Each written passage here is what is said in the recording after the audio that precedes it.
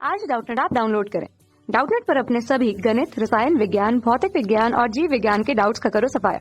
बस प्रश्न की फोटो खींचो, एक ही प्रश्न को क्रॉप करो और तुरंत वीडियो सोल्यूशन पाओ। अभी डाउनलोड करें।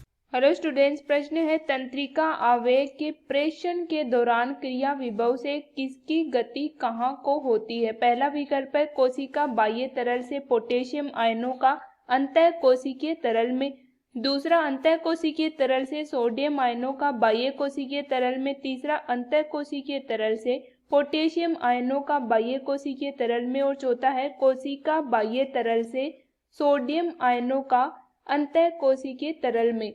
तो हमें यहाँ प्रश्न में पूछा है तंत्रिका आवेग के प्रेषण के दौरान क्रिया विभव से गति कहाँ को होती है और ये हमें चार विकल्प दिए गए। इन चारों विकल्पों में से हमें सही विकल्प का चयन करना है। तो सबसे पहले हम बात कर लेते हैं तंत्रिका आवेगों की गति किस प्रकार से होती है। जैसे ये बात करें हम, यहाँ पे एक झिल्ली दी गई है, सामान्य झिल्ली की हम बात कर लेते हैं यहाँ पे। और झिल्ली में क्या होता है, झिल्ली में सोडियम और पोटेशियम पंप उपस्थित होते हैं जिसको Na+K+ पंप इसके द्वारा हम प्रदर्शित करते हैं।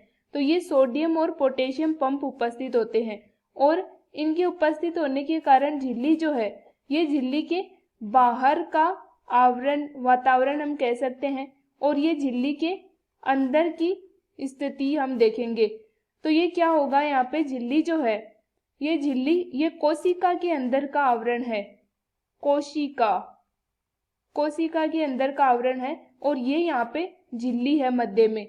अब क्या होगा, झिल्ली में सोडियम और पोटेशियम पंप उपस्थित है जिसके कारण रेस्टिंग मेम्ब्रेन पोटेंशियल क्या होगा, यानी कि हम विश्राम अवस्था में जो झिल्ली होगी उस कंडीशन में ये सोडियम जो है 3 सोडियम जाएंगे बाहर, 3Na+ ये बाहर की ओर गति करते हैं और 2 पोटेशियम जो है ये गति करते हैं अंदर की ओर, झिल्ली के अंदर की ओर गति करते हैं जिसके कारण बाहर जो है झिल्ली के वो प्लस आयन हो जाते हैं, यानी कि सोडियम के लिए ज्यादा पारगम्य होने के कारण सोडियम यहाँ पे प्लस आयन ज्यादा हो जाते हैं और अंदर की ओर नेगेटिव आयन हो जाते हैं क्योंकि पोटेशियम जो है ये अंदर की ओर गति करेगा लेकिन सोडियम के लिए ज्यादा पारगम्य होने के कारण बाहर का वातावरण प्लस हो जाता है धनात्मक और अंदर हो जाता है ऋणात्मक।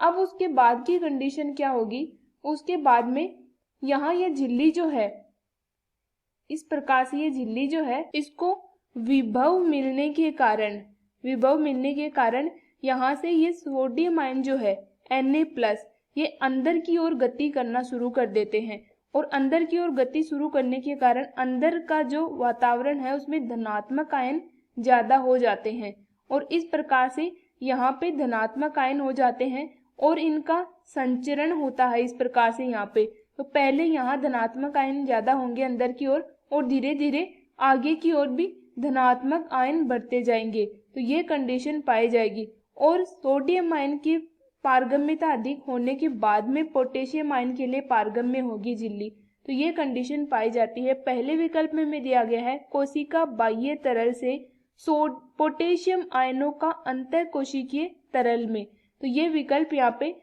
गलत हो जाएगा। पोटेशियम आयनों का ना होके सोडियम आयनों का अंतः कोशिकीय तरल में गमन होगा। दूसरा है अंतः कोशिकीय तरल से सोडियम आयनों का बाह्य कोशिकीय तरल में, तो ये विकल्प गलत हो जाएगा क्योंकि ये स्थिति रेस्टिंग मेम्ब्रेन पोटेंशियल में पाई जाती है।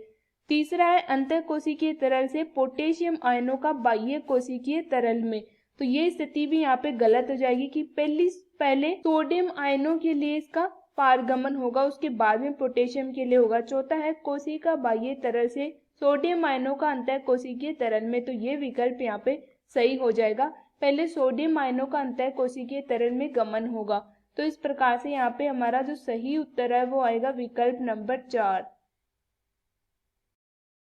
कक्षा 6 से 12वीं से लेकर नीट, IIT, JEE वो एडवांस के लेवल तक 1 करोड़ से ज्यादा छात्रों का भरोसा। आज ही डाउनलोड करें डाउटनेट ऐप या व्हाट्सएप करें अपने सारे डाउट्स 8400 400 400 पर।